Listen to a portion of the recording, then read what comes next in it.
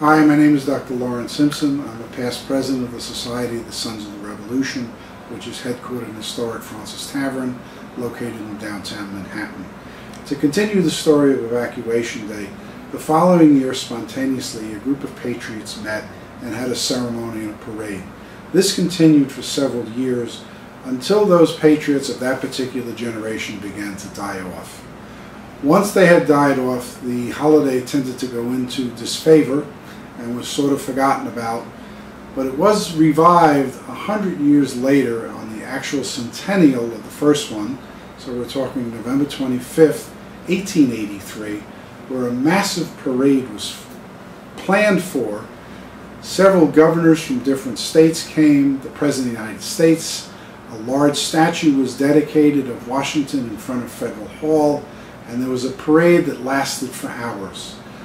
If you go to read about this parade, it took over several pages of the New York Times of the day. 10 years from that day, another large parade was planned in 1893, and there the famous statue of Nathan Hale was dedicated in City Hall Park. The parades continued, but again in less intensity until and just before World War I. At that point, it seemed a little unseemly to start celebrating about how the British left town when now the British were now our allies in a world war. Pretty much things stayed dead until approximately the bicentennial, which would have been 1976, and then the bicentennial of Evacuation Day, which would have been 1983.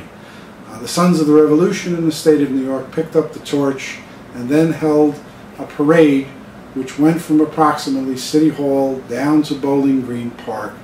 There it created the famous ceremony of the British flag being lowered and the American standard being raised.